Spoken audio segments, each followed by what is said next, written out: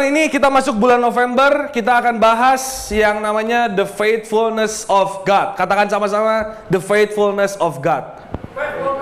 Nah, bulan ini CLCC bahas tentang itu, yaitu tujuannya supaya kita mempercayai Tuhan, kasih dan kesetiaan Tuhan di tengah-tengah pencobaan dunia. Nah, siapa yang di sini tahu namanya tokoh di Alkitab namanya Paulus? Siapa yang tahu? Paulus tadinya namanya siapa? Saulus. Dia kenapa jadi berubah nama? Tadi siapa yang angkat tangan tahu Paulus, tahu Saulus? Jawab, kenapa dia ganti namanya? Nggak tahu, berarti sotoy kalian semua ya. Nggak. Dia bertobat, ya udah cuma gara-gara bertobat aja dia ganti nama jadi Paulus. Nah, kalian tahu Paulus itu hampir menulis seluruh kitab Perjanjian Baru. Jadi ini orang jasanya besar sekali dalam sejarah kekristenan. Paulus, padahal dia tuh tadinya orang yang Yahudi, dia itu front pembela Yahudi. Dia itu tadinya sangat-sangat mengedepankan ajaran Yahudi.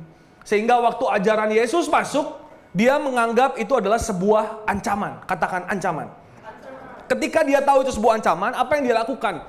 Dia bukan hanya bilang, jangan percaya ajaran Kristus, tapi percaya ajaran Yahudi. Enggak. Yang dia lakukan adalah bunuh orangnya. Yang percaya sama ajaran Kristus dibunuh orangnya. Dar. Slain. Enemy has slain Lord. Masuk ya. Dibunuh. Kalau gua misalnya, gua ngelihat ya di college ada yang ajaran sesat gitu ya. Misalnya kok Alvin tiba-tiba sesat. Misalnya bro. Tiba-tiba katanya Yesus bukan Tuhan. Wah hanya dia ciptaan manusia ya kan. Kan gua cuma paling bilang kok Yesus itu Tuhan dan Juru Selamat ya. Tapi yang dilakukan Saulus adalah dia langsung dibunuh Alvin. Dar! Biar hanya ajaran dia yang waktu itu orang-orang percayai. Jadi Paulus ini adalah orang yang tadinya nggak percaya Tuhan. Ketika dia ketemu Tuhan di tengah jalan, dia jadi buta dan ceritanya dan lain-lain.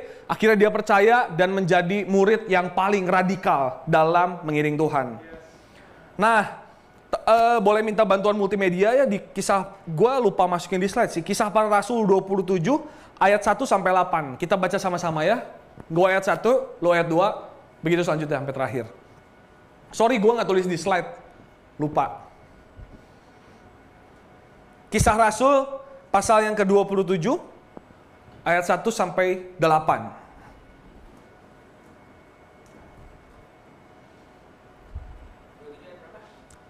27 ayat 1 sampai 8. Kisah 27. Ini benar? Kok lu nanya gua katanya?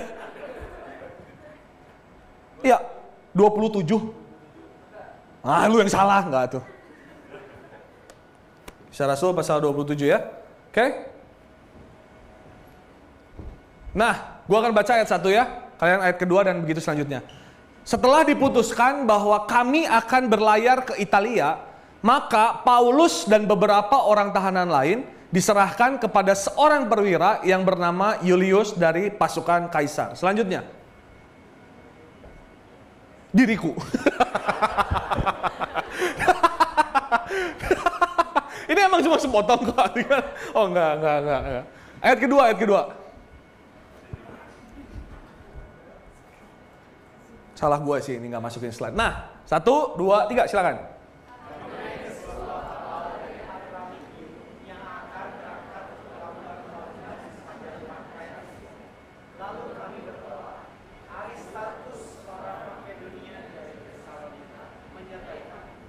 Pada keesokan harinya, kami singgah di Sidon. Julius memperlakukan Paulus dengan ramah dan memperbolehkannya mengunjungi sahabat-sahabatnya supaya mereka melengkapkan keperluannya.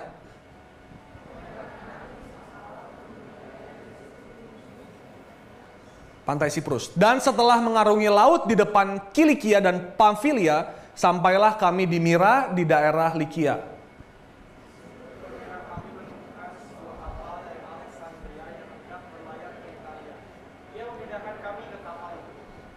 Selama beberapa hari berlayar, kami hampir-hampir tidak maju dan dengan susah payah kami mendekati Nidus. Karena angin tetap tidak baik, kami menyusur pantai Kreta melewati Tanjung Salmone. Kita baca bersama-sama 1, 2, 3. Sesudah kami dengan susah payah melewati tanjung itu, sampailah kami di sebuah tempat bernama Pelabuhan Indah dekat kota Lasea. Jadi ceritanya pada waktu itu Rasul Paulus itu sedang naik kapal. Coba boleh gambar selanjutnya sampai ke gambar kapal. Sedang naik kapal dengan beberapa tahanan yang lainnya dibilang di situ. Jadi waktu itu Rasul Paulus naik ke kapal itu berlayar untuk memberitakan Injil-Injil. Memberitakan Injil di kota ini, di kota itu, di kota ini. Nah, setelah itu coba balik ke ayat yang slide kedua. Di dalam 2 Korintus 11 ayat 23 sampai 28, ini adalah cerita Paulus pada waktu dia naik kapal ketika dia mau memberitakan Injil dari kota ke kota. Dibilang seperti ini, apakah mereka pelayan Kristus? Aku berkata seperti orang gila, aku lebih lagi. Aku lebih banyak berjeri lelah. Ini, dengar, ini pengorbanan Paulus pada saat dia ikut menyebarkan Injil. Dia lebih sering dalam penjara, didera di luar batas, kerap kali dalam bahaya maut. 5 kali aku disesah orang Yahudi. Disesah itu seperti di Aceh itu dicambuk. Setiap kali 40 kurang 1 pukulan selanjutnya. 3 kali aku didera, 1 kali aku dilempari dengan batu, 3 kali mengalami karam kapal, sehari semalam aku terkatung-katung di tengah laut. Dalam perjalananku aku sering diancam bahaya banjir, bahaya penyamun, bahaya dari pihak orang Yahudi maupun bukan Yahudi, bahaya di kota, bahaya di padang gurun, bahaya di tengah laut, bahaya dari pihak saudara-saudara palsu. Jadi dalam perjalanan Paulus ketika dia menyebarkan Injil, ternyata nggak lancar. Dia mengalami kesusahan-kesusahan yang dia ceritakan di 2 Korintus 11. Jadi bisa bayangkan, kembali ke gambar kapal, dia ada di kapal terkatung-katung selama 5 hari tadi dibilang, tanpa ada persediaan makanan mungkin, lalu banyak hal di dalam laut. Gue gak pernah di laut selama itu, pasti ada pusing, pasti ada yang namanya muntah sekali. Siapa yang di sini pernah naik cruise ship, pasti ngerasainnya gak enak dalam air tuh. Ketika udah di darat, masih ngerasa goyang-goyang. Bener gak? Gue naik yang di Ancol apa namanya? Dufan. Apa namanya? Kora-kora. Lu setelah jalan juga kayak masih goyang-goyang gitu kan. Lu bisa bayangin, Paulus pada waktu itu, dia 5 hari terkatung-katung di tengah laut karena dia mengalami yang namanya tersesat. Nah, selama dia mengalami penyiksaan di tengah-tengah dia mengabarkan Injil, Paulus juga itu mengalami masalah yang mungkin sama yang seperti kita alami, guys. Tapi kita yakin masalah Paulus lebih berat daripada kita. Masalah Paulus seperti tadi, dilemparin batu, ancaman nyawa. Nah, teman-teman, terkadang-kadang waktu kita lagi-lagi di posisi Paulus, apa sih yang kita harapkan? Pasti kita pengennya cepat nyampe. Kita pasti pengen hujannya berhenti. Kita pasti pengen anginnya berhenti, sehingga nyampe darat dengan selamat, tidak kurang suatu apapun. Kita pasti berdoa supaya masalah cepat selesai. Kita pasti berdoa, Tuhan aku punya masalah, cepat beresin. Tapi the faithfulness of God berbicara bukan dia solve problem kita, tapi dia kasih kekuatan di tengah-tengah kita ngalamin cobaan. Itu faithfulness of God. Kalau kita nyari yang namanya problem solver, gampang. Nanti kita akan belajar. Nah, seringkali ketika kita merasa Tuhan itu meninggalkan kita, membiarkan kita meragukan Tuhan, seringkali kita mengukur kesetiaan Tuhan dari hal-hal yang duniawi. Misalnya, doa yang dijawab. Misalnya, masalah yang beres. Tuhan setia. Tapi apa jadinya kalau masalah kita nggak beres? Apa jadinya kalau doa kita nggak dijawab? Apa jadinya kalau kita nggak dapat apa yang kita doain? Makanya ketika kita mengukur faithfulness of God dengan duniawi, kita seringkali kecewa. Nah, hari ini kita mau belajar, how do we responding to God's faithfulness? Nomor 1, always look on the bright side. Bilang kiri kanannya, always look on the bright side. Selalu lihat sisi terangnya. Sama dengan Rasul Paulus waktu itu. Gue ngelihat Rasul Paulus ketika dia di dalam kapal, dia itu selalu memikirkan kebaikan-kebaikan Tuhan. Dikatakan di sini setelah diputuskan berarti ada keputusan, benar? Apa keputusannya? Jadi waktu si Rasul Paulus ini mau berlayar ke Italia dan beberapa orang tahanan, dia itu sedang menghadapi death sentence.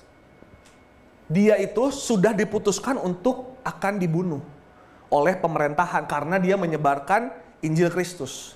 Setelah diputuskan, jadi bayangkan ketika dia ada di kapal, perasaannya seperti apa? Pasti kalang kabut, benar? Tapi Alkitab mencatat bahwa di situ ada yang namanya Julius dari pasukan Kaisar. Jadi di ayat ketiga dibilang di situ bahwa Julius itu memperlakukan Paulus dengan baik. Selanjutnya ayat kedua dibilang kami naik ke sebuah kapal lalu ada yang namanya siapa? Aristarkus, seorang Makedonia dari Tesalonika menyertai kami. Paulus ketika di dalam kapal, dia dapat bodyguard yang bagus, Julius. Julius itu namanya adalah, dia itu perwira tentara yang sangat well trained pada waktu itu. Disuruh untuk mengawal Paulus. Yang kedua, Aristarkus menemani. Dia jauh-jauh dari Makedonia, dari Tesalonika. Dia datang menemani Paulus di kapal. Selanjutnya, di ayat yang ke-6 dibilang di situ perwira kami menemukan sebuah kapal dari Alexandria yang hendak berlayar ke Italia. Jadi pada waktu itu ceritanya kapal yang memuat gandum. Di ayat terakhir itu kapal yang memuat gandum itu ditulis di ayat terakhir. Jadi ingat kapal yang bawa gandum itu pasti kapal yang bagus karena gandum adalah bahan pokok, benar? Jadi pasti kapalnya bagus banget. Jadi di tengah-tengahnya dia sedang kalang kabut, dia dapat death sentence. Di tengah-tengah dia mungkin lagi tadi dicatat bahwa angin sedang sangat kencang dan lain-lain. Paulus melihat ada berkat Tuhan yang Tuhan sediakan. Selanjutnya, dia dapat good bodyguard, dia dapat good friends, dia dapat good ship. Yang pertama tadi good bodyguard, dia ketemu sama yang namanya Julius. Julius memperlakukan dia dengan baik. Good friends, Aristarkus. Good ship, dia dapat kapal yang bagus. Bayangkan kalau waktu itu kapalnya reot. Kalau waktu itu kapalnya rembes, masuk air, akan nambah masalah lagi. Dan gua melihat teman-teman, penulis kitab Kisah Para Rasul adalah Lukas. Kalian tahu setiap hal yang ditulis di Alkitab itu adalah hal-hal yang sangat penting. Gak mungkin yang meaningless. Jadi, lu bayangin, di tengah-tengah kondisi Paulus yang lagi kacau, dia dapat hukuman mati, kapalnya lagi kacau, cuacanya sedang tidak baik, tapi penulis kitab Rasul justru menulis hal-hal kecil yang Tuhan sediakan buat Paulus. Luar biasa nggak? Yes. Kalau gua yang nulis kitabnya, pasti gua udah curhat di situ. Tuhan, kenapa hidupku seperti ini? Padahal aku menyebarkan Injil, tapi kenapa aku masih mati? Istriku gimana Tuhan? Aku baru mau punya anak Tuhan. Pasti begitu. Setiap dari kita pasti begitu. Tapi Lukas menulis, dia dapat Julius, dia dapat Aristarkus, dan dia dapat kapal yang sangat bagus. Artinya, rasul-rasul selalu melihat sisi terang dalam segala sesuatu. Ada sebuah kata seperti ini bilangnya. The proof of the presence of God is not the absence of problem. The proof of the presence of God is in the middle of problem. Bukti nyatanya hadirat Tuhan bukan masalahnya jadi nggak ada. Tapi bukti nyata Tuhan ada ketika masalah itu ada, Tuhan ada di tengah-tengah situ. Tuhan ada kasih lu kekuatan. Tuhan ada kasih lu sukacita. Ketika kita berdoa, gue pernah cerita di home gue. Ketika kita berdoa minta kesabaran, Tuhan justru kirim orang-orang yang nyebelin buat lu. Buat apa? Supaya lu dijawab doanya. Kalau lu minta di kamar, Tuhan, Tuhan aku minta sabar, amin. Terus 5 menit lagi, gue ngerasa sabar. Nggak bisa. Itu idiot lu. Iya, gila kan? Iya. Tuhan, aku mau, misalnya aku tidak mau marah sama dia. Terus 5 menit kemudian, gue gak jadi marah ya. Tapi dia gak ngomong sama orang yang marahnya, kan gila kalau kata gue. Gimana caranya supaya lu sabar? Dikasih orang-orang yang gila juga buat lu. Lu supaya bisa sabar, bener? Kalau lu berdoa supaya masalah lu beres, Tuhan gak akan langsung, masalah lu beres, hilang langsung. Hilang, serem juga ya kalau misalnya permasalahan orang tuanya hilang, serem juga. Iya bener dong, serem dong. Iya, ya bener kan? Masalahnya gak akan langsung beres. Tapi yang gue yakin, cara Tuhan jawab itu apa? Dia kasih kekuatan buat lu ngelaluin masalah itu. Nah, kenapa masalah selalu menjadi ada di tengah-tengah jalan kita? Karena gini, kalau lu pengen masalah beres, tanpa Tuhan, dengerin baik-baik, gampang, lu ke dukun bro. Gampang, lu mau minta uang, pesugihan, langsung bisa bro. Cepet masalah beres, lu punya banyak uang, nutupin utang orang tua, nutupin utang siapapun, lu punya pinjol semua, lu tutupin, das, ke dukun. Hilang semua masalah lu. Tapi Tuhan gak sama kayak dukun. Kalau menurut gua, kalau Tuhan sama kayak dukun, Tuhan jadi murahan menurut gua. Karena hanya sekedar jadi problem solver. Bener? Setuju? Gua gak yakin juga, ada gak sih orang yang tiba-tiba doa, Tuhan, aku ingin masalahku beres 5 menit, dar, langsung bisa beres. Kayaknya 1 dari 1000 lah ya yang bisa kayak gitu. Tapi gue yakin Tuhan senang proses. Bilang kiri kanannya, Tuhan senang proses. Nah, teman-teman, hati-hati ya kalau kita dalam kondisi seperti ini. Hidup kita sekarang lagi kondisinya seperti itu. Misalnya kita lagi dalam masalah, tapi kita terus bertanya sama Tuhan. Tapi kita nggak terlalu meduliin Tuhan, nggak terlalu pentingin kehadiran Tuhan. Hati-hati, karena ignorant leads to insensitive. Hati-hati. Ketika kita bener dalam masalah gitu ya, lagi overthinking, lagi apa. Tahu sih sebenarnya nggak usah overthinking. Tahu sih sebenarnya nggak nyelesain masalah overthinking tuh. Iya nggak sih? Kalau kalian pikirin gak jadi beres juga, enggak. Tapi itu ya terus ya susah kok. Misalnya susah juga gue supaya nggak overthinking juga susah. Kan kita udah tahu, jangan khawatir, ya kan? Carilah dahulu kerajaan, udah tahu. Tapi ketika kita nggak menulis firman Tuhan, ignorant leads to insensitive. Lama-lama kita nggak peka sama firman, hati-hati. Ketika firman udah dibilangin terus, tapi kita waktu lagi ngalamin itu, kita nggak inget firman Tuhan, hati-hati. Ignorant leads to insensitive. Kita harus peka sama berkat-berkat kecil yang Tuhan sediakan ya guys. Dan berkat sederhana yang Tuhan terus provide buat kita. Mungkin Tuhan provide teman yang baik buat lo. Mungkin Tuhan provide komunitas yang baik buat lo. Mungkin yang beruntung dapat pasangan yang mensupport lo dalam kondisi apapun. Benar?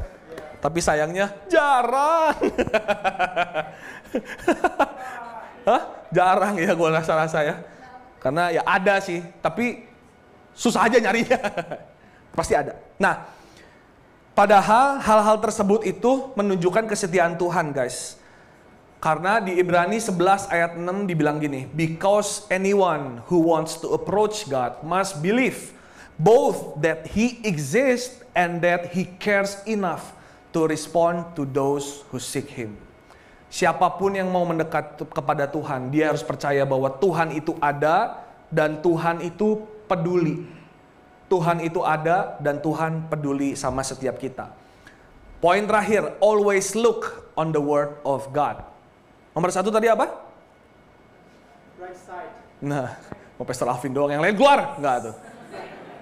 Always look on the bright side. Yang kedua, always look on the word of God. Dalam Kisah Rasul 2 ayat 21 sampai 24 dibilang gini.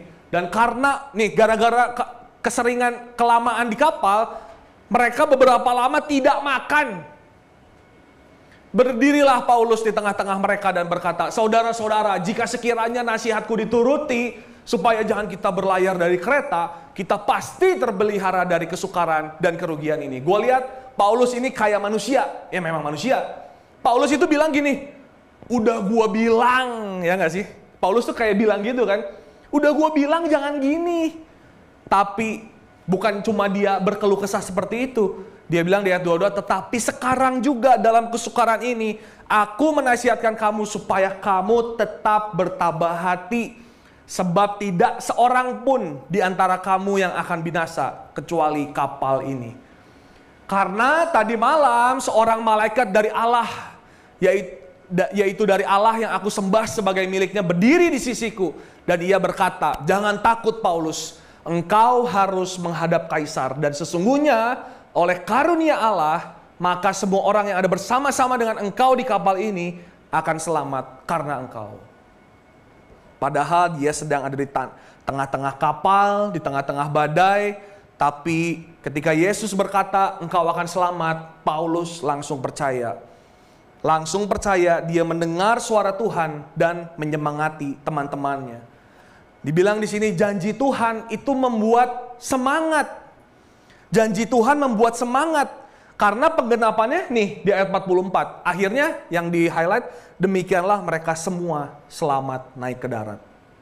Ternyata janji Tuhan itu benar. Ya dan amin. Karena percayalah guys, God already promise us a happy ending. Bilang kiri kanannya, hidup lu happy ending kok. Bilang kiri kanannya, gue tau lu lagi susah. Bilang kiri kanannya. Tapi lu happy ending kok. Gampang banget gak sih? Tuhan tuh udah janjiin kita happy ending. Seberat-beratnya proses yang kita lalui, kita itu udah tahu, udah dijamin sama Tuhan bahwa siapapun yang percaya kepada Dia tidak akan binasa. Kepastian yang luar biasa menurut gue. Tidak akan binasa. Roma 8 ayat 18 bilang gini, sebab aku yakin bahwa penderitaan zaman sekarang ini, dengar, tidak dapat dibandingkan dengan apa? Kemuliaan yang akan dinyatakan kepada kita. Gue jadi bingung. Nanti aja, gak apa-apa. Tidak sebanding dengan kemuliaan yang akan dinyatakan kepada kita. So, stay courage guys. Kita hidup tuh jangan mikir cuma di dunia ini aja. Oke? Lu ke depan, ini kan anak college, S1 lu, ijazah lu gak akan dibawa. Nanti sampai yang jaga surga, mana ijazah S1 lu? Enggak, dibuang ijazah. Jadi jangan selesaikan kuliahmu, enggak salah. Harus diselesain. Tapi bukan itu tujuan akhir kita. Kemarin waktu gua tahu Civena hamil, itu tes pack, terus 2 garis biru. Wah, ya kan? Terus kaget, anak siapa? Anak gua dong. Tapi itu tuh kalau nggak salah hari Selasa gua tes pack tuh. Tapi dari dokternya tuh harus hari Jumat cek ke Limiati. Wah, dari hari Selasa, Rebo, Kamis sampai Jumat pagi Civena itu ngomong ke gua, nanti anaknya kayak apa ya? Ya kayak kita dong. Oh, mirip tetangga, pusing lo. Anaknya mau cowok mau cewek? Namanya siapa? Terus nanti mau sekolah di mana? Belum juga keluar udah nanyain sekolah. Yang lagi pusing sekolah Pastor Alvin. Anaknya mau masuk sekolah. Ya. Anaknya seperti apa? Wah, pokoknya Civena sangat excited. Ya, gue juga excited dong, masa enggak lah belum pasti. Ya, serem juga enggak. Terus di hari Jumat pagi, itu gue ingat Jumat pagi, gue bilang sama Civena, Ven, ini dengerin ya, gue rada kasar sih. Gue bilang, Ven, kalau misalnya dicek nggak ada, nggak apa-apa ya, kata gue. Kalau bisa jadi tes packnya salah, nggak apa-apa ya. Berarti memang kita belum siap. Terus, kok ngomongnya gitu sih? Langsung gitu, langsung marah. Tapi gue ajak pikir ke depan bahwa semuanya itu milik Kristus menurut gua. Ada yang udah nikah 6, 7 tahun, 8 tahun, 9 tahun belum punya anak. Tapi kita yang belum setahun, nanti November baru 11 November baru setahun udah dikasih. Ada. Tapi ada yang merindukan 8, 10 tahun belum dapet, sama kayak cari kerja juga. Ada yang fresh graduate, asal nyebarin CV, tiba-tiba kerja. Tapi ada yang dari ITB, IPK-nya 4, ya kan? Pokoknya mentereng banget lah. Nggak dapat kerja. Karena apa? Berhenti musingin yang nggak bisa kita kontrol. Serahin aja sama Tuhan. Kira gue bilang, kalau nggak ada, waktu lagi cek, kalau nggak ada, lo harus bisa terima. Gue juga akan terima. Artinya Tuhan belum percayain sama gue. Terus waktu itu setelah itu 2 minggu setelah itu mungkin Civena tidak merasa dia bawa anak. Dia kerja tetap ngepel, naik turun tangga dan lain-lain. Akhirnya Civena mengalami pendarahan. So waktu kita cek lagi, dokter dengan tegas mengatakan ini ancaman keguguran katanya. Terus jujur sih di situ gue nggak ngerasain apa-apa sih karena ya baru pertama kali. Iya baru pertama kali. Emang anak siapa lagi gue? Gue jujur pas di dokter, oh ya udah kita jaga aja gitu ya, gue memikirnya. Tapi pas lagi nunggu obat, Civena udah gini-gini, Yesus, udah nangis-nangis. Terus gue bingung, kenapa nangis ya?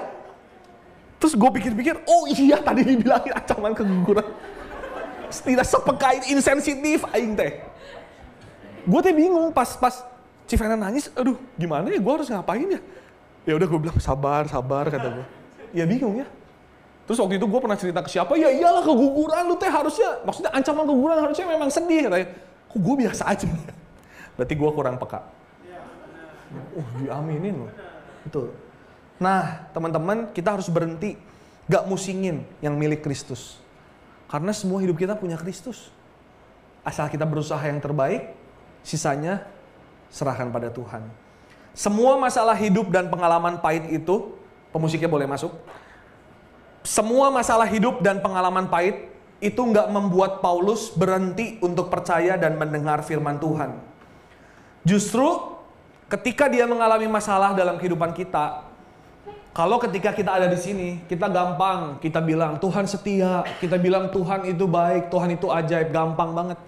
Tapi ketika kalian di kamar sendiri overthinking, aduh gimana ya aku lulus, gimana skripsiku, gimana jodohku, itu adalah battle kalian.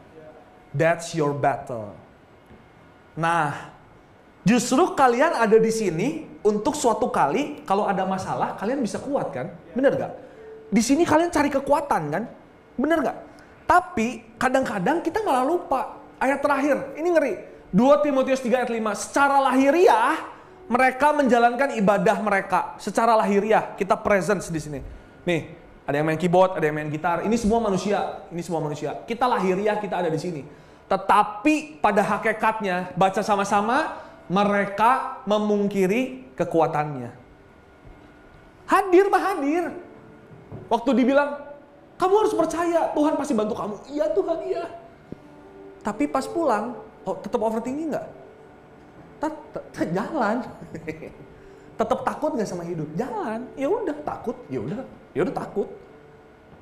Apakah kita jadi nggak boleh takut, nggak boleh jadi overthinking? Boleh. Do not let it control your life. Kalau kamu ada overthinking, oke, pikir bentar overthinking, langsung cut the wire, langsung gue punya Tuhan yang besar. Jangan sampai kita seperti 2 Timotius. Kita lahiriah, kita ada di sini. Tapi pada hakikatnya kita memungkiri kekuatannya. Luar biasa gak sih ayat ini? Bener-bener ini nampar gue juga sih. Kadang-kadang kalau kita di gereja, kita present di sini ya oke lah. Tapi ketika pulang kita takut ya takut. Kita khawatir ya khawatir, tetap jalan. Kita benci sama orang ya tetap benci sama orang. Kita nggak maafin orang, tetap nggak maafin orang. Tahu nggak harusnya gimana? Dimaafin, tahu. Tapi lu nggak mutusin untuk maafin, lu nggak mutusin untuk gak mau takut lagi. Lu mutusin untuk gak mau overthinking lagi. Itu baru kekuatan dari ibadah. Kita berdiri sama-sama.